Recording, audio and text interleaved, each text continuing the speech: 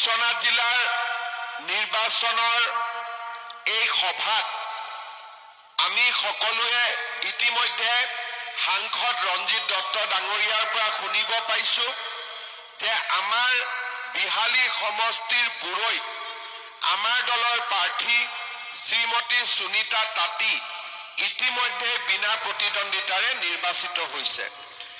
বিশ্বনাথ সমষ্টিত আঞ্চলিক পঞ্চায়তত আমাৰ দুগৰাকী, বিহালী সমষ্টিৰ আঞ্চলিক পঞ্চায়তৰ 14 গৰাকী আৰু গহপুৰত আমাৰ আঞ্চলিক পঞ্চায়তৰ 7 গৰাকী, অৰ্থাৎ 73 গৰাকীৰ ভিতৰত 23 গৰাকী প্ৰাৰ্থী ইতিমধ্যে বিনা প্ৰতিদ্বন্দ্বিতাৰে নিৰ্বাচিত হৈছে। ৰঞ্জিত দত্ত ডাঙৰীয়াই কৈছে যে আমি জিলা পৰিষদো সকলোতে জিকিম, আঞ্চলিক পঞ্চায়ততো জিকিম আৰু গাঁও পঞ্চায়ততো বিজেপিৰ সদস্যই জিকিব বা বিজেপিৰ সদস্যই জিকিব, হয়নে নহয়? গাঁও পঞ্চায়তত এইবাৰ আমি দলৰ টিকেট দিয়া নাই, সেইবাবে বিজেপি দলৰ কৰবাত দুগৰাকী উঠিছে, 3 গৰাকী উঠিছে। বন্ধুত্বপূৰ্ণভাৱে গাঁও পঞ্চায়তত নিৰ্বাচন খেলিছে। যাকে আপোনালোকে সমৰ্থন কৰে তাকে ভোট দিব, কিন্তু বিজেপিৰ কাৰ্যকৰ্তাক ভোট দিব, এজিপিক ভোট দিব, কংগ্ৰেছক ভোট নিদিব, ঠিক আছে?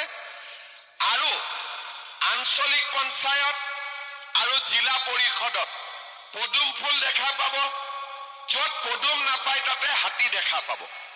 হাতী মানে পদুম, পদুম মানে হাতী, ঠিক আছে? গতিকে আমি হয় পদুমত ভোট দিম, নহলে আমি হাতীত ভোট দিম।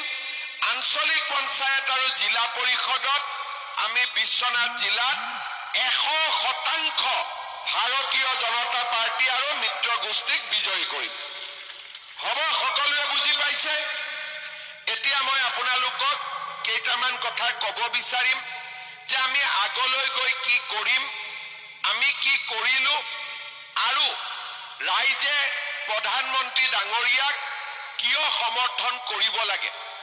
শ্ৰদ্ধাৰ ৰাইজ, 2014 চনত নৰেন্দ্ৰ মোদী ডাঙৰীয়া ভাৰতৰ প্ৰধানমন্ত্ৰী হয়।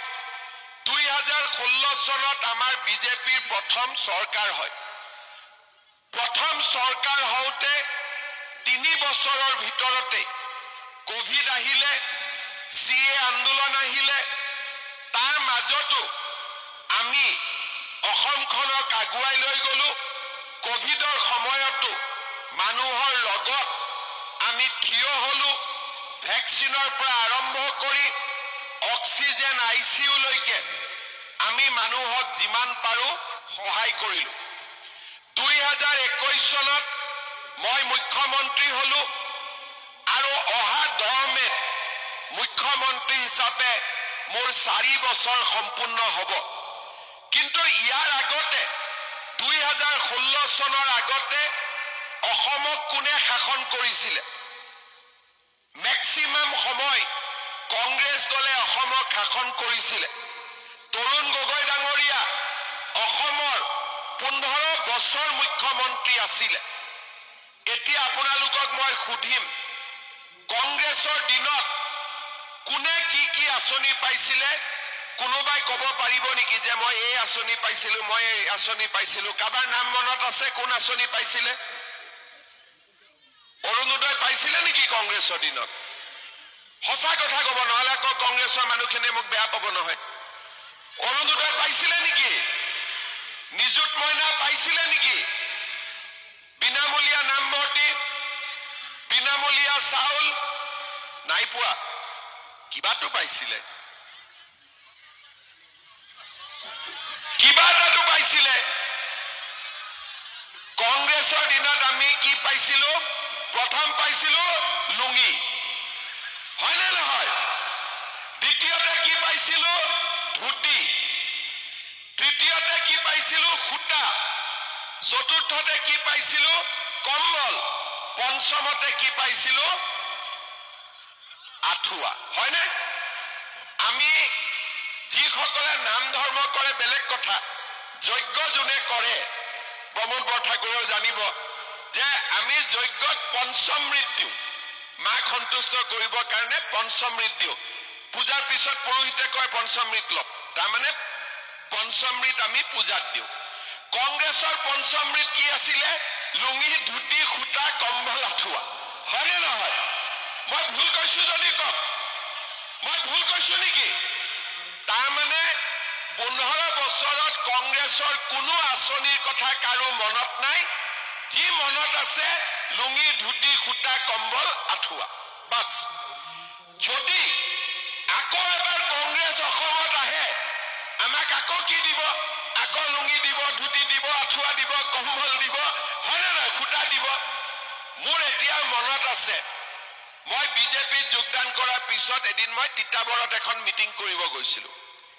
গোটেই মহিলাবিলাক দৌৰা দৌৰি হুলস্থুল বোলে কি ঘটনা কংগ্ৰেছৰ দিনত কি আছিল এখন ট্ৰাকত তেওঁলোকে খুটাৰ পেকেটবিলাক লৈ আহে মহিলাসকলক মিটিং কৰিব মাতে ওপৰৰ পৰা খুটা দলিয়াই থাকে 1000 মহিলা থাকে খুটাৰ পেকেট থাকে 200টা মহিলাসকলে তাৰ ভিতৰতে কাজিয়া পেচাল হুলস্থুল এনেকুৱা কংগ্ৰেছৰ পৰিৱেশ আছিল মনত আছে নে নাই ৰাইজ খুটা কেইটাও পুৰানি দিছিলে 1000 মানুহক মিটিঙত মাতিব খুটাৰ বান্ডিল দিব 200টা কাজিয়া পেচাল আৰু পাৰিলে খুটাটো কংগ্ৰেছ কেইটাই টকা খাইছিলে হয়নে নহয় আপোনালোকে অলপমান গাঁৱত মনত পেলাওকচোন কংগ্ৰেছৰ দিনত অংগনবাদী কেন্দ্ৰ গাঁৱত বনাইছিলে পাৰ চৰাইও সোমোৱা দিগদাৰ বাচ্চা সোমোৱাটো বাদ দিয়ক আজি বিজেপি দলত অংগনবাদী কেন্দ্ৰ বনিছে কোনটো ভাল কেন্দ্ৰ বিজেপি দিনতো ডাঙৰ দীঘল নে কংগ্ৰেছৰ দিনতো ডাঙৰ দীঘল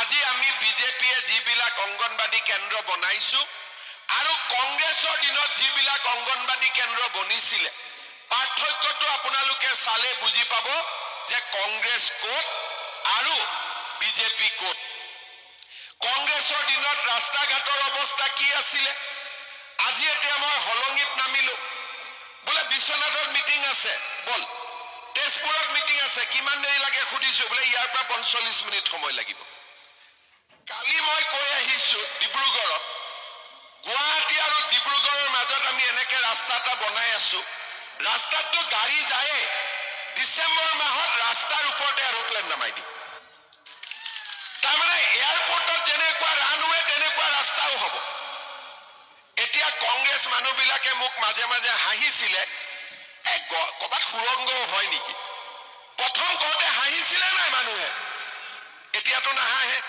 এতিয়া ভগৱানে কৰিলে অহা 2 এদিনৰ ভিতৰতে ভাৰত চৰকাৰে গহপুৰ নুমলীগড়ৰ টানেল 12,000 কোটি টকা অনুমোদন কৰি দিব সব পৰ্যায় হৈ গল মাত্ৰ অলপ কাম বাকি কংগ্ৰেছৰ দিনত এইবিলাক কামৰ কথা কোনবাই চিন্তাও কৰিব পাৰিছিলে নেকি আজি গহপুৰত বিশ্ববিদ্যালয় বিশ্বনাথত মেডিকেল কোনটো আঁচনি কংগ্ৰেছে আৰম্ভ কৰিছে বিশ্বনাথ আজি নতুন জিলা হল কোনে কৰিলে বিজেপি দলে কৰিলে আজি মেডিকেল কলেজ কোনে কৰিলে বিজেপি দলে কৰিলে আজি কনকলতা বিশ্ববিদ্যালয় কোনে কৰিব বিজেপি দলে কৰিব গহপুৰ আৰু গোলাঘাটৰ মাজত সুৰংগ কোনে নিৰ্মাণ কৰিব বিজেপি দলে কৰিব আজি যদি আপোনালোকে হিসাব কৰি চাই এই বিশ্বনাথ আৰু গহপুৰত যি ধৰণে কাম কাজ আগবাঢ়িছে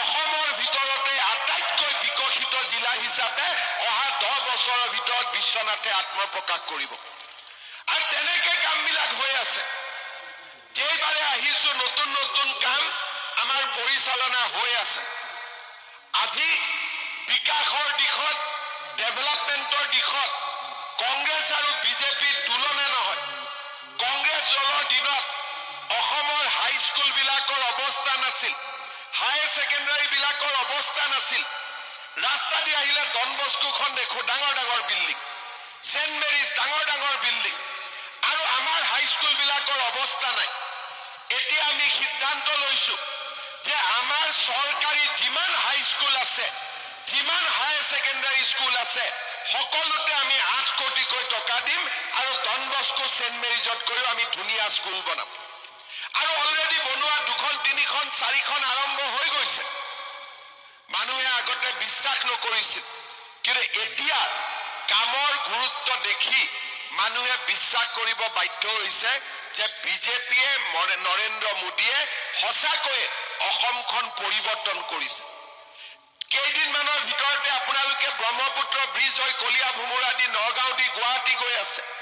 কম সময়ৰ ভিতৰতে মিছন চাৰিআলিত ফ্লাইঅভাৰ হৈ যাব আৰু তেজপুৰৰ পৰা বাইহাটা চাৰিআলি ৰাস্তাও আমি 4 লেন হাইৱে বনাম যাতে আপোনালোকে সেইটো ৰাস্তাও ব্যৱহাৰ কৰিব পাৰে। আজি ইমানবিলাক কাম মাত্ৰ 5 বছৰত 5 বছৰ হোৱাই নাই 4 বছৰ 4 বছৰত আমি এখন নতুন অসমৰ বুনিয়াদ নিৰ্মাণ কৰিছো। আজি বিশ্বনাথৰ পৰা উমাতামনিলৈকে ৰূপৱে গুৱাহাটীত ৰূপৱে হয় আজি বিশ্বনাথতো ৰূপৱে আৰু তাৰ লগে লগে মই আৰু চেষ্টা কৰি আছো কাজিৰঙাৰ নামত গোপাল জাৰণী আদিৰ দৰে অঞ্চলৰ যিবিলাক সমস্যা আছে তাৰো যাতে স্থায়ী সমাধান এটা মই খুব সোনকালে কৰিব পাৰো তাৰ কাৰণেও মই ব্যৱস্থা লৈ আছো। মাছমৰীয়াসকলে যাতে মাছ মাৰিব পাৰে আৰু কাজিৰঙাৰ সীমাও আমি এনেকে কৰিব পাৰো যাতে জনবসতি অঞ্চলবিলাকত ESZ আদিৰ কোনো অসুবিধা হ'ব নোৱাৰে।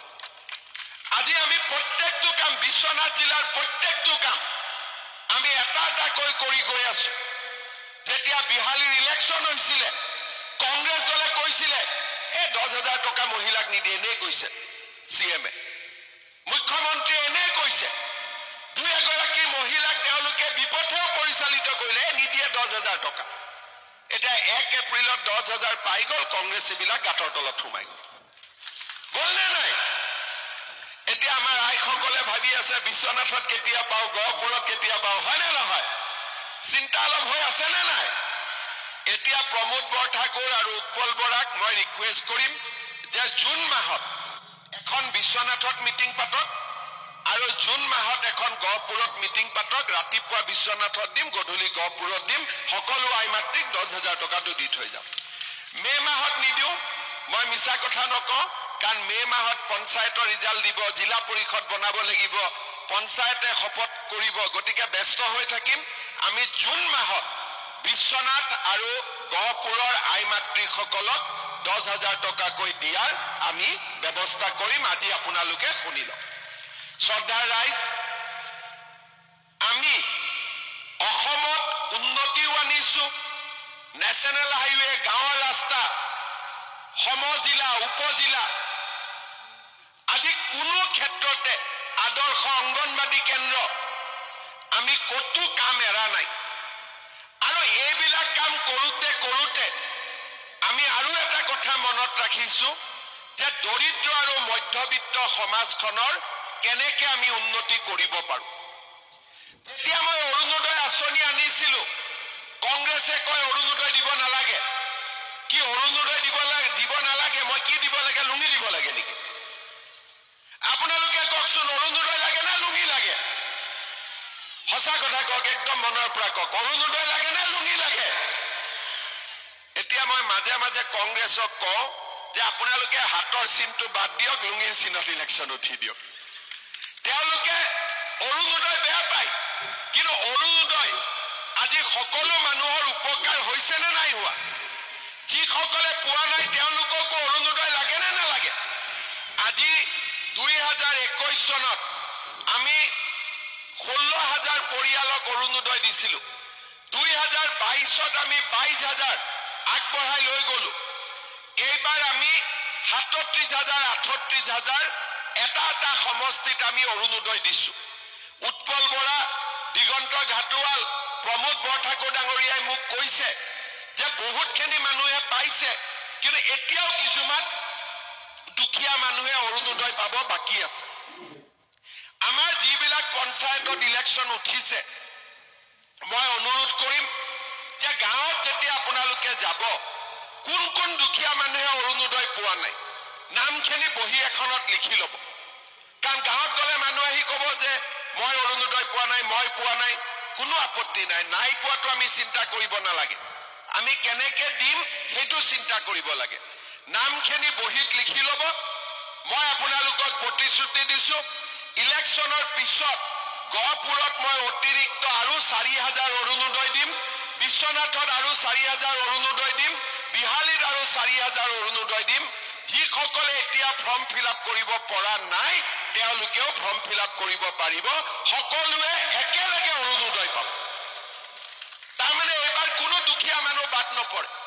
বিহালীত যদি 40,000 44,000 ফেমিলিয়ে অৰুণোদয় পায়, বাদ কোন পৰিব? গহপুৰত যদি 40-45,000 ফেমিলিয়ে অৰুণোদয় পায়, বাদ কোন পৰিব? কোনো নপৰে। গতিকে আমাৰ চেষ্টা যে সকলোৱে যাতে অৰুণোদয় আঁচনি পাব পাৰে। কৰবাত 2-এজন বাদ পৰিব, গম নোপোৱাকৈ নামটো মোক দিলে হ'ল, আমাক দিলে হ'ল, আমি অৰুণোদয় দি দিম, বাছ। এইবাৰ পঞ্চায়তত গোটেই কেণ্ডিডেটসকলক মই কৈছো, য'তে যাওঁ নামখিনি লিখি আনিব, কাৰণ মানুহেতো আপত্তি কৰে যে মই অৰুণোদয় পোৱা নাই বুলি। দ্বিতীয়তে, ৰেচন কাৰ্ডত মোদী ডাঙৰীয়াই আমাক কি দিলে? আমাক চাউল দিলে। এতিয়া আমি ৰেচন কাৰ্ডখন দেখুৱালেই আমি মেডিকেল কলেজত হস্পিটালত 5 লাখ টকালৈকে বিনামূলীয়া চিকিৎসা পাম। ডিচেম্বৰ মাহৰ ভিতৰত বিশ্বনাথতো মেডিকেল হৈ যাব, আমি উদ্বোধন কৰি দিম, সব ৰেডি কৰি থৈছো। এতিয়া এইবাৰ এটা মই নতুন নিয়ম কৰিব খুজিছো।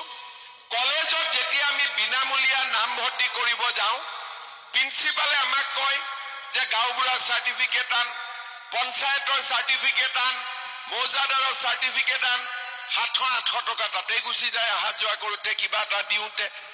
এইবাৰ মই নতুন নিয়ম কৰিছো যে আমাৰ এডমিশ্যনত কাৰো চাৰ্টিফিকেট আনাৰ দৰকাৰ নাই, ৰেচন কাৰ্ডখন দেখুৱালে এডমিশ্যন হৈ যাব।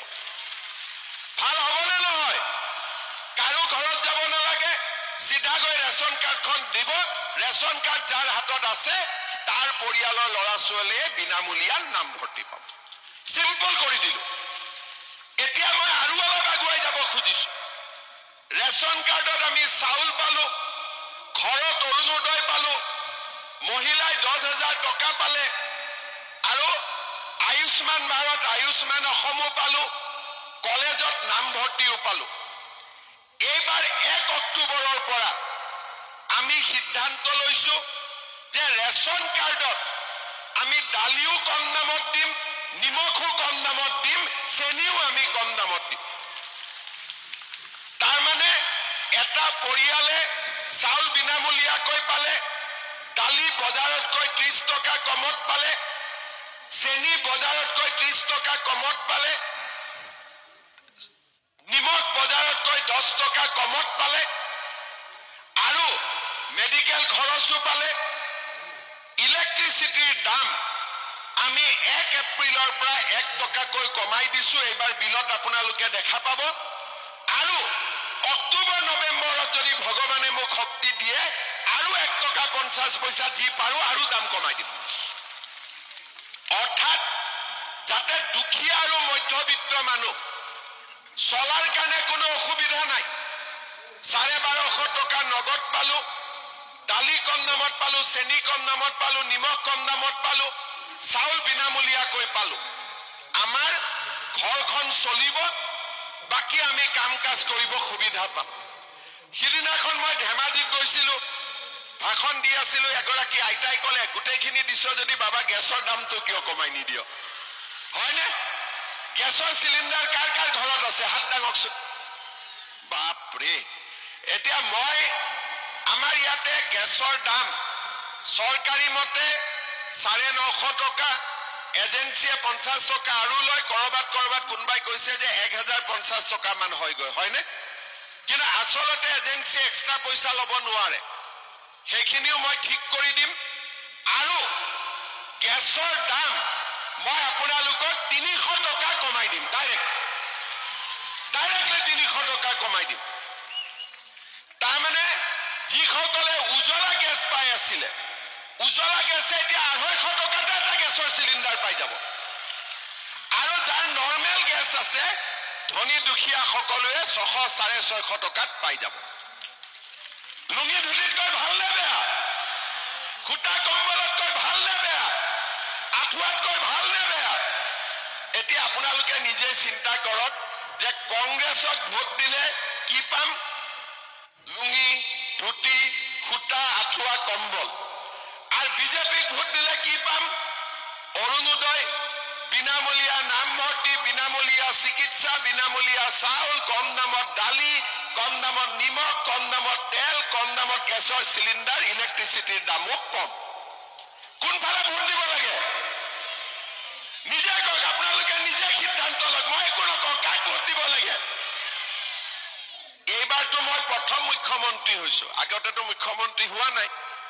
এতিয়া এইবাৰ যিখিনি কৰি আছো এইখিনি নিত্য নাটিকাহে। আগৰবাৰ আচল নাটক আৰু আহিব, আৰু কৰিম ডাবুল। থিয়েটাৰ আগতে নিত্য নাটিকা ওলাই নে নাই? গতিকে প্ৰথমবাৰতো ট্ৰেইনিং লাগে নহয়, গতিকে এইখিনি নিত্য নাটিকা আছিলে।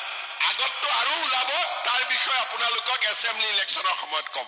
এতিয়া এইখিনি যিটো কলো ইলেকশ্যনৰ পিছত নহয়, এই যিখিনি কলো 2025ৰ ভিতৰতে খালাস কৰি দিম। এইটো পিছৰ প্ৰতিশ্ৰুতি নহয়। আকৌ পিছত কি কৰিম এইটো পিছত কম। এইখিনি আজিৰ কাৰণেহে, আৰু পিছত হয়তো গেছৰ দাম আৰু কমিব পাৰে, সেইটো পিছত। আজি নোৱাৰাখিনি নকওঁ, আজি যিখিনি পাৰো সেইখিনি কৈছো।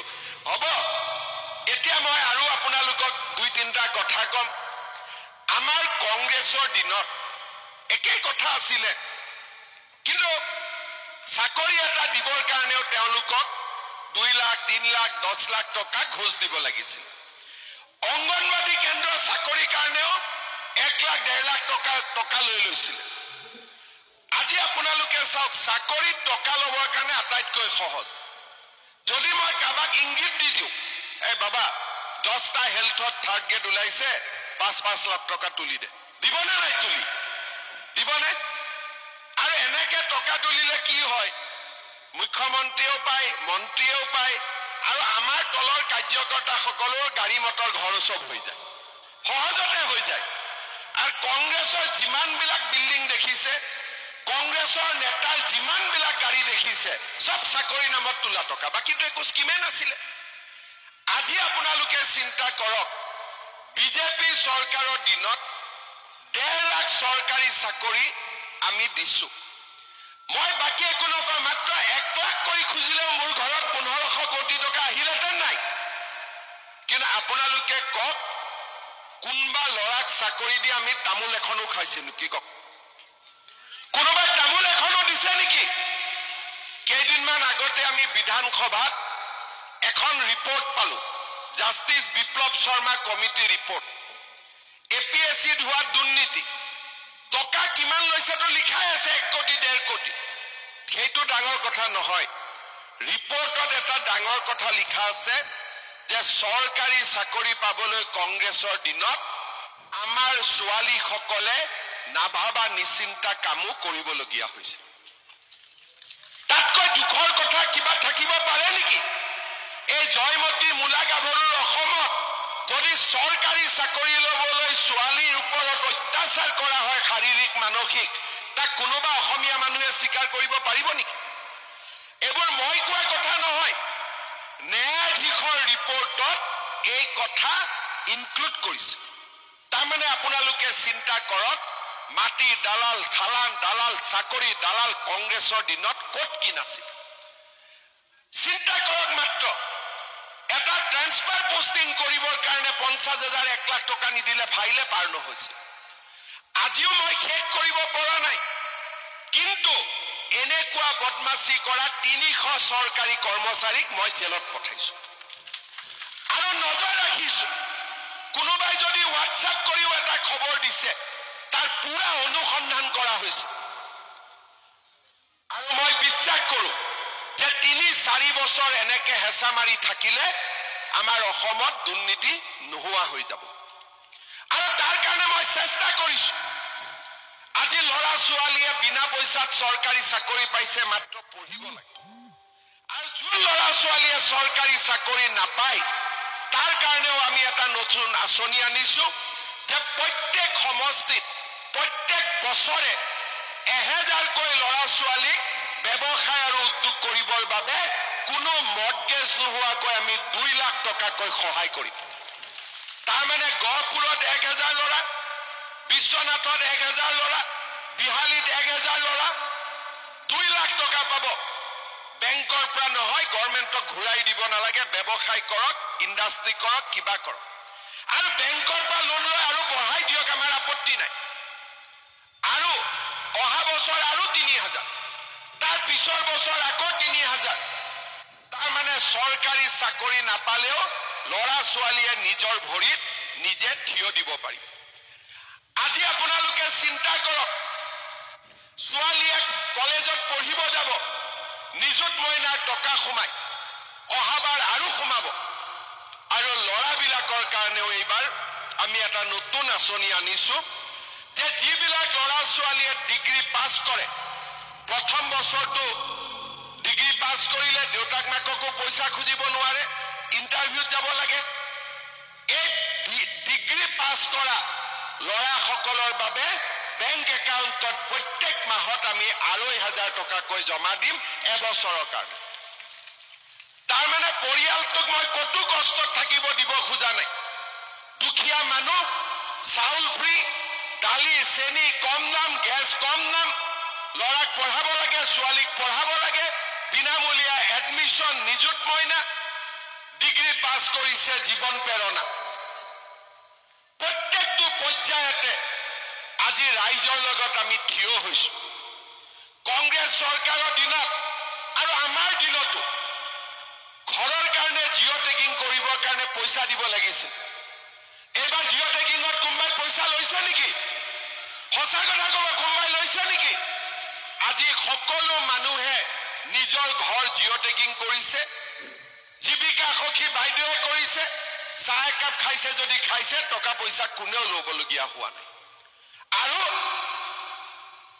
এনেকৈ সমাজ জীৱনৰ লগত যিমান দুৰ্নীতি আছিল আমি নোহোৱা কৰিব খুজিছো আৰু যিসকলৰ জিঅ' টেগিং বাদ পৰি গৈছে ইলেকশ্যনৰ পিছত আৰু 15 দিন সময় দিম নিজৰ জিঅ' টেগিং নিজে কৰিব পাৰিব নিজৰ জিঅ' টেগিং নিজে কৰিব পাৰিব আমাৰ চাহ বাগিচাৰ লাইনৰ মাটিবিলাকৰ মালিক চাহ বাগিচাৰ শ্ৰমিকক কৰিবৰ কাৰণেও মই প্ৰচেষ্টা চলাই আছো যাতে মাটিৰ মালিকী স্বত্ব বাগানৰ শ্ৰমিকে পাব পাৰে কোনে আগত চিন্তা কৰিছিল আমাৰ বিহু আজি বিশ্ব স্বীকৃতি পালে ঝুমুৰে বিশ্ব স্বীকৃতি পালে অসমীয়া ভাষাই ধ্ৰুপদী ভাষাৰ মৰ্যাদা পালে আজি কোনটো পৰ্যায়ত দৰিদ্ৰ মানুহৰ সহায় চাকৰিত সহায় national highway medical college tunnel আৰু আমাৰ সাংস্কৃতিক ঐতিহ্য কোনো কামেই আমি বাদ পৰিব দিয়া নাই যোৱা 4টা বছৰ প্ৰতিটো পল প্ৰতিটো মুহূৰ্ত ৰাইজৰ কাৰণে কাম কৰাৰ কাৰণে চেষ্টা কৰিছো বাকি সব কথা আপোনালোকে বাদ দিয়ক বিশ্বনাথ জিলাত মুখ্যমন্ত্ৰী দায়িত্ব লোৱাৰ পিছত মই যিমানবাৰ আহিছো একেলগে যোগ কৰিলে অসমৰ কোনো মন্ত্ৰীয়ে ইমানবাৰ বিশ্বনাথত অহা নাছিল আমি অসমখনক ভাৰতৰ সৰ্বশ্ৰেষ্ঠ ৰাজ্য কৰিব খুজিছো এডভান্টেজ অসম পাতিছো 5 লাখ কোটি টকাৰ বিনিয়োগ হ'ব ইন্ডাষ্ট্ৰি কোন হ'ব কোন নহ'ব মোৰ ইন্টাৰেষ্ট নাই মোৰ কথা হ'ল আজি বিশ্বনাথ গহপুৰৰ লৰা 7,000-8,000 টকাত সিকিউৰিটি গাৰ্ডৰ চাকৰি কৰিবৰ কাৰণে তামিলনাডুত যায় কৰ্ণাটকত যায় অন্ধ্ৰপ্ৰদেশত যায় 1 লাখ টকাৰ চাকৰিৰ কাৰণে বাহিৰত যাওক 7,000-8,000 টকাৰ কাৰণে বাহিৰত চাকৰি কৰিব যায় বেমাৰ হলে চিকিৎসা নাপায় মৃত্যু হলে মৃত্যু শৰীৰ অসমলৈকে ঘূৰি নাহে মাক বাপেকে চিন্তা কৰি থাকে অসমত যদি মই এই 5 লাখ কোটি টকাৰ ইন্ডাষ্ট্ৰি কৰিব পাৰো সকলো লৰা ছোৱালীক মাকৰ বুকুলৈ আকৌ আমি উভতাই আনিব পাৰিম সকলোৰে কাৰণে চিন্তা কৰিছো কাৰণ মই বুজি পাওঁ অন্ধ্ৰপ্ৰদেশ কৰ্ণাটকত সিকিউৰিটি গাৰ্ড কৰিব গলে ইয়াত মাক বাপেক কিমান চিন্তাত থাকে তাক মই অনুভৱ কৰিব পাৰো লুঙি ধুতিৰে এইবোৰ সমস্যাৰ সমাধান নহয় তাৰ কাৰণে এটা মানৱীয় মন লাগিব ৰাইজৰ কাৰণে কাম কৰাৰ ইচ্ছা লাগিব আৰু প্ৰত্যেকটো পৰিয়াল নিজৰ বুলি ভাবা মানুহৰ ক্ষমতা লাগিব তেতিয়াহে এই কামবিলাক হ'ব পাৰে শ্ৰদ্ধাৰ ৰাইজ আজি সময় যে অসমখন আজি যিটো গতিত আগুৱাই গৈছে তাক যাতে কোনেও ধৰি ৰাখিব নোৱাৰে তাক যাতে কোনেও স্তব্ধ কৰিব নোৱাৰে প্ৰত্যেকটো অংগনবাদী কেন্দ্ৰই কৈছে আমাক দৰমহা কম ৰান্ধনীয়ে কৈছে আমাক দৰমহা কম, আশাই কৈছে দৰমহা কম, 1 অক্টোবৰৰ পৰা এই দৰমহাবিলাকো মই বঢ়াই দিম। কোনোবাই কৈছে মোৰ স্কুল প্ৰাদেশিকৰণ হোৱা নাই, তাৰো নতুন নিয়ম বনাম যাতে আৰু স্কুল প্ৰাদেশিকৰণ হ'ব পাৰে। টিউটৰে কৈছে দৰমহা কম, তাৰো দৰমহা বঢ়াই দিম যিমান পাৰো। কতো সমস্যা ৰাখিব খোজা নাই। মানুহৰ কাৰণে আমি কাম কৰিব খুজিছো। আৰু আপোনালোকে যেতিয়া আশীৰ্বাদ দিয়ে, কাম কৰাৰ ইচ্ছা আৰু দুগুণে বৃদ্ধি হয়। এই পঞ্চায়ত ইলেকশ্যনত আপোনালোকে আমাক ভোট দিব। দিল্লীত বিজেপিৰ চৰকাৰ, দিছপুৰত বিজেপিৰ চৰকাৰ, পঞ্চায়ততো বিজেপিৰ চৰকাৰ, ট্ৰিপল ইঞ্জিনে আমাক দৌৰাই ৰাখিব, ট্ৰিপল ইঞ্জিন আমাৰ আগবাঢ়িব। মই আৰু এটা চেষ্টা কৰি আছো, খুব ভাল খবৰ দিম, যাতে আমাৰ উত্তৰ পাৰত ৰাজধানী হওক, যিমান হওক, ৰেলগাড়ীবোৰ যে যায়, আমাৰ বৰগাং, বিহালী, বিশ্বনাথ এইবিলাকত বহুত ৰেলগাড়ী নচলে, নৰখে, তাৰো মই ব্যৱস্থা কৰি আছো। খুব সোনকালে আপোনালোকক মই ভাল খবৰ শুনাম। মই চেষ্টা কৰি আছো, হৈ যাব। আমি কাম কৰি গৈ আছো। আজি ধান কিনিলে 250 টকা বেছি, সৰিয়হ কিনিলে 500 টকা বেছি। কৃষকৰ কাৰণে, চাকৰিয়ালৰ কাৰণে, মহিলাৰ কাৰণে আজি কোনটো পৰ্যায়ত আমি কাম কৰা নাই। আপোনালোকে মাত্ৰ আশীৰ্বাদ কৰিব, আমি যাতে এনেকৈ কাম কৰি গৈ থাকিব পাৰো। বৰষুণ দি আছিল, বৰষুণো নোহোৱা হৈ গ'ল। ভগৱানেও বিচাৰে যে বিজেপিয়ে জিকক, হয়নে নহয়? মই আহোঁতে দেখি আছিলো কিমান বৰষুণ হৈ আছিল, এতিয়াতো বৰষুণো নাই। বিজেপিৰ লগত সদায় ভগৱান থাকেই, হয়নে নহয়? সেইকাৰণে আপোনালোকে আমাকো আশীৰ্বাদ কৰিব। নৰ আৰু নাৰায়ণ, ভগৱানৰ আশীৰ্বাদতো একো নহব যদি নৰৰ আশীৰ্বাদ নাথাকে। আকৌ নৰৰ আশীৰ্বাদ থাকিলে নাৰায়ণৰ নাথাকিলে নহব। নৰ আৰু নাৰায়ণ দুইটাই মিলি পৰমাত্মা, হয়নে নহয়? গতিকে নৰ আত্মা, নাৰায়ণ পৰমাত্মা। আত্মা আৰু পৰমাত্মা নৰনাৰায়ণ, আৰু নৰনাৰায়ণৰ আশীৰ্বাদ থাকিলে কোনেও ধৰি ৰাখিব নোৱাৰে। আৰু সেইকাৰণে নৰৰ লগতে যাতে নাৰায়ণৰ আশীৰ্বাদ থাকে, সেইকাৰণে কল্যাণী থানো আমি বনাব চেষ্টা কৰিছো যিমানখিনি পাৰো, ভগৱানক সহায় কৰিবৰ কাৰণে। বিশ্বনাথ ঘাটো ধুনীয়া কৰিব চেষ্টা কৰিছো, নৰৰ স্থানতো নাৰায়ণৰ স্থানতো। আজি আমি 25,000 নামঘৰক 1.5 লাখ টকাকৈ দিছো ইলেকশ্যনৰ আগতে, আৰু 25,000 নামঘৰক আকৌ দিম। তাৰমানে আমি নৰৰো আশীৰ্বাদ লাগে, আমাক নাৰায়ণৰো আশীৰ্বাদ লাগে, হয়নে নহয়?